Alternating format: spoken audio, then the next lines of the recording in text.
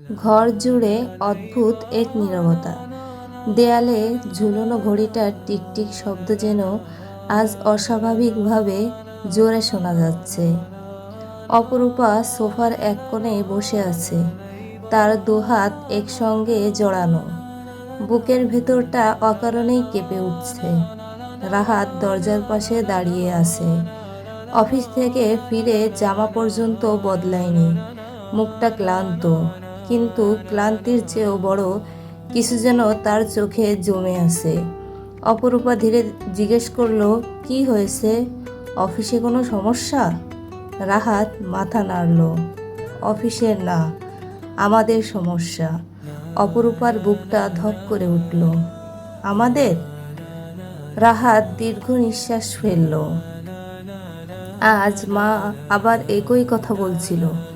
আত্মীয়রাও প্রশ্ন করছে, বিয়ের এত বছর হয়ে গেল, এখনো আমাদের ঘরে একটা শিশুর হাসি নেই। অপরূপা নিচের দিকে তাকালো। এই কথাগুলো নতুন নয়, কিন্তু প্রতিবারই মনে হয় যেন নতুন করে কেউ তার হৃদয়ে আঘাত করল। কিছুক্ষণ নীরব থেকে সে বলল, আমরা তো চেষ্টা করছি, ডাক্তারও তো বলেছে আশা ছাড়তে নেই। রাহাত কোনো উত্তর দিল না। তার এই নীরবতায় অপরূপাকে আরও বেশি ভয় পাইয়ে দিল। পরদিন সকালে ফজরের নামাজ পড়ে অপরূপা রান্নাঘরে ঢুকল।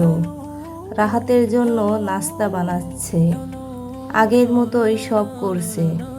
গরম রুটি, ডিম ভাজি, এক কাপ চা। রাহাত টেবিলে বসে নাস্তা খেলো, কিন্তু একবারও চোখ তুলে স্ত্রীর দিকে তাকালো না। অপরূপা হেসে বলল, আজ বিকেলে তাড়াতাড়ি আসবে? অনেক দিন কোথাও যাওয়া হয় না। রাহাত শুধু বলল, দেখি। একটা সময় ছিল যখন সে বলতো, তুমি প্রস্তুত থেকো, আজ তোমাকে নিয়ে ঘুরতে যাব। আজ সেই মানুষটাই যেন কোথাও হারিয়ে গেছে। সেদিন দুপুরে দরজায় কড়া নাড়ার শব্দ হলো। অপরূপা দরজা খুলতেই দেখল তার শাশুড়ি দাঁড়িয়ে আছেন। আসসালামু আলাইকুম মা। ওয়ালাইকুম আসসালাম। শাশুড়ি ঘরে ঢুকলেন। মুখে কোনো হাসি নেই। কিছুক্ষণ এদিক ওদিক তাকিয়ে বললেন, বাড়িটা খুবই শান্ত। শিশুর কোলাহল থাকলে বাড়িটা বেঁচে উঠত। অপরূপা চুপ করে রইল। এই কথার উত্তর তার জানা নেই। চা এনে সামনে রাখতেই শাশুড়ি আবার বললেন, তোমরা আবার ডাক্তার দেখিয়েছ? জি, দেখিয়েছি। কি বলেছে? আরও কিছু চিকিৎসা করতে বলেছে। শাশুড়ি বিরক্ত হয়ে বললেন, কত বছর চিকিৎসা করবে? আমাদেরও তো একটা আশা আছে। অপরূপা মাথা নিচু করে বসে রইল। সেই দিন সন্ধ্যায় রাহাত বাড়ি ফিরতেই তার মা বললেন, তোর সঙ্গে আমার জরুরি কথা আছে। অপরূপা রান্নাঘরে দাঁড়িয়ে সব শুনতে পাচ্ছিল। শাশুড়ি নিচু গলায় বলেছিলেন, বাবা, তোর তো বয়স তো কম হচ্ছে না, বংশের একটা উত্তরাধিকার লাগবে, শুধু অপেক্ষা করলে হবে। রাহাত ধীরে বলল, মা, এসব কথা এখন থাক। কেন থাক? সমাজের সবাই প্রশ্ন করে, কি উত্তর দিব? রাহাত চুপ। এই চুপ থাকাটাই যেন শাশুড়ির সম্মতি হিসেবে ধরা পড়ল। রাতে খাওয়ার সময় দুজনের মধ্যে তেমন কোনো কথা হলো না। অপরূপা বারবার চেষ্টা করছিল পরিবেশটা স্বাভাবিক করতে। আজ তোমার প্রিয় মুরগির রোস্ট করেছি। রাহাত শুধু বলল, হুম। অপরূপা বুঝল মানুষটা তার সামনে বসে থাকলেও মনটা যেন অনেক দূরে চলে গেছে। রাত গভীর। রাহাত ঘুমিয়ে পড়েছে। অপরূপার চোখে ঘুম নেই। সে ধীরে উঠে বারান্দায় গেল। আকাশ ভরা তারা। কিন্তু আজ কোনো তারাই যেন সুন্দর লাগছে না। হঠাৎ তার মনে পড়ল বিয়ের পরের সেই রাতগুলোর কথা। রাহাত বলতো, আমাদের একটা মেয়ে হলে নাম রাখবো আয়রা। অপরূপা হেসে বলতো, আর ছেলে হলে? তুমি যেটা পছন্দ করবে। সেই স্বপ্নগুলো আজ কোথায়? চোখের কোণে বেয়ে অশ্রু গড়িয়ে পড়ল। পরদিন দুপুরে অপরূপার ছোট্ট বোন মিম বেড়াতে এলো। ঘরে ঢুকতেই সে বুঝতে পারল আপুর মুখে আগের সেই উজ্জ্বল হাসি নেই। আপু, তুমি এত শুকিয়ে গেছো কেন? অপরূপা জোর করে হাসল। কিছু না। মিম আপুর হাত ধরে বলল, তুমি আমাকে লুকাতে পারবে না। কি হয়েছে? অনেকক্ষণ চুপ থাকার পর অপরূপা আস্তে বলল, মনে হচ্ছে আমি সবাইকে কষ্ট দিচ্ছি। মিম অবাক হয়ে বলল, তুমি? কেন? আমি যদি মা হতে পারতাম তাহলে হয়তো সবাই সুখী হতো। মিম শক্ত করে আপুর হাত চেপে ধরল। আল্লাহ যা নির্ধারণ করেছেন তাতেই কল্যাণ আছে, তুমি নিজেকে দোষ দিও না। অপরূপা কিছু বলল না। তার মনে হচ্ছিল এই কথাগুলো ঠিক, কিন্তু হৃদয়ে যেন মানতে চাচ্ছে না। সেদিন রাতে আবারও সে সিজদায় দীর্ঘ সময় কাটালো।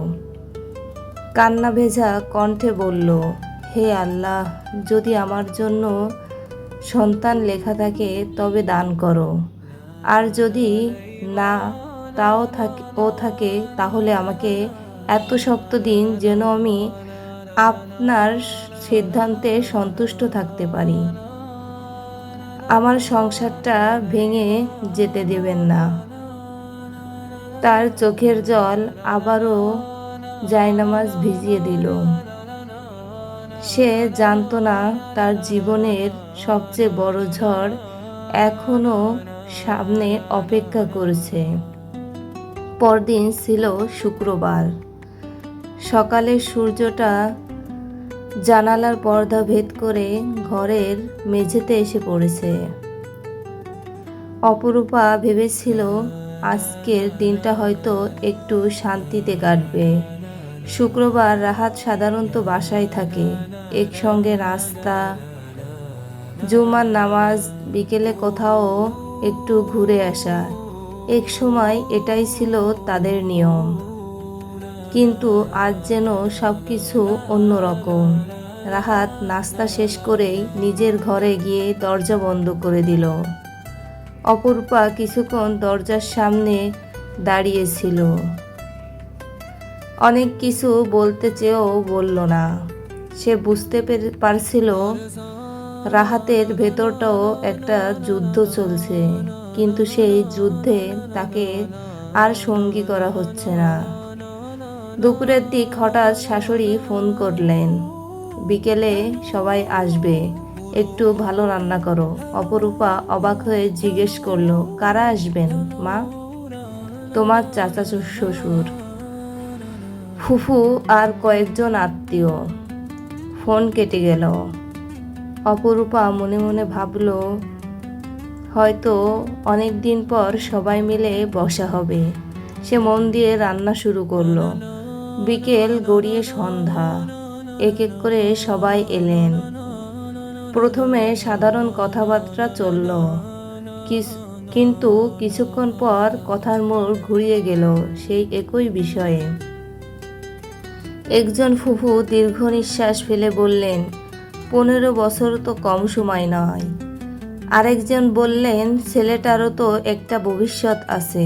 অপরূপা রান্নাঘর থেকে সব শুনছিল। তার হাত কাঁপতে শুরু করলো।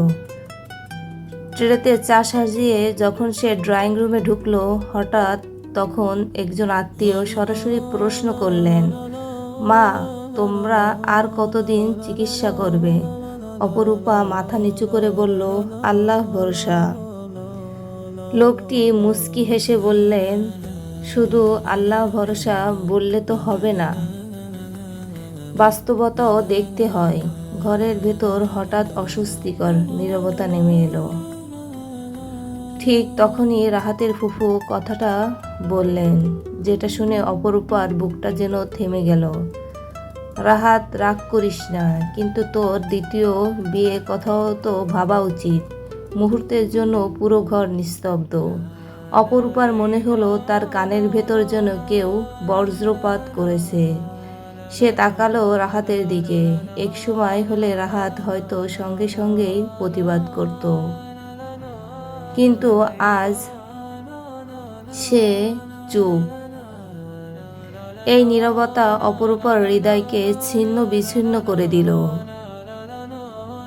সে মনে মনে বলল, একটা মানুষ কি সত্যি এত দ্রুত বদলে যেতে পারে? সেদিন রাতের খাবারের পর সবাই চলে গেল। ঘরে শুধু রাহাত আর অপরূপা। অনেকক্ষণ কেউ কোনো কথা বলল না। শেষ পর্যন্ত অপরূপাই নীরবতা ভাঙল। তুমি কিছু বললে না কেন? রাহাত জানালার বাইরে তাকিয়েছিল। কোন ব্যাপারে? তারা আজ যা বলল। রাহাত ধীরে বলল, সব কিছু কি ভুল বলেছে? অপরূপা যেন নিজের কানকে বিশ্বাস করতেই পারছিল না। তুমিও কি তুমি তাই মনে করো? রাহাত কোনো উত্তর দিল না। সেই নীরবতাই ছিল সবচেয়ে ভয়ঙ্কর উত্তর। সারা রাত অপরূপার চোখে ঘুম এলো না। সেই বিছানায় শুয়ে ভাবছিল, আমার অপরাধটা কি? আমি কি ইচ্ছে করে মা হতে পারিনি? আল্লাহ যদি এখনই আমাকে একটা সন্তান দিতেন। ভাবতে ভাবতেই তার চোখ ভিজে গেল। কয়েকদিন পর আবার ডাক্তার দেখাতে গেল তারা। সব রিপোর্ট দেখে ডাক্তার শান্তভাবে বললেন, আপনারা হতাশ হবেন না, চিকিৎসা চালিয়ে যান। আল্লাহ চাইলে এখনো আশা আছে। অপরূপার মুখে অনেক দিন পর একটু হাসি ফুটল। সে রাহাতের দিকে তাকালো, কিন্তু রাহাতের মুখে কোনো আনন্দ নেই। গাড়িতে ফেরার সময়ও সে একটাও কথা বলেনি। বাড়িতে ফিরে অপরূপা সাহস করে বলল, ডাক্তার তো আশা দেখিয়েছেন, আমরা আবার নতুন করে চেষ্টা করি। রাহাত ধীরে বলল, সব কিছু কি শুধু আশায় চলে? এই কথাটা অপরূপার বুকের ভিতর ছুরি হয়ে বিঁধল। সেদিন গভীর রাতে অপরূপা অজু করে নামাজে দাঁড়ালো।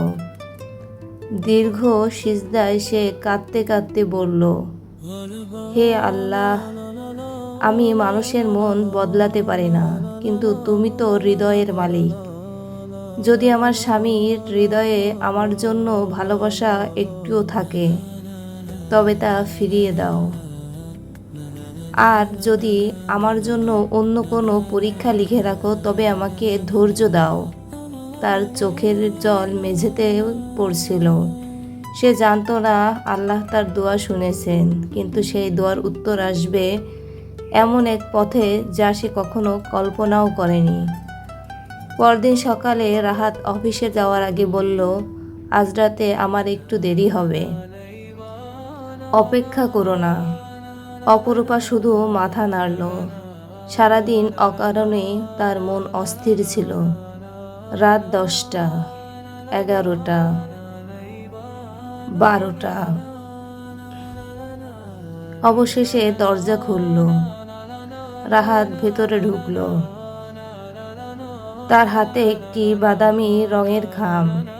মুখটা অস্বাভাবিক কঠিন। সে ধীরে ধীরে খামটা টেবিলের উপর রাখল।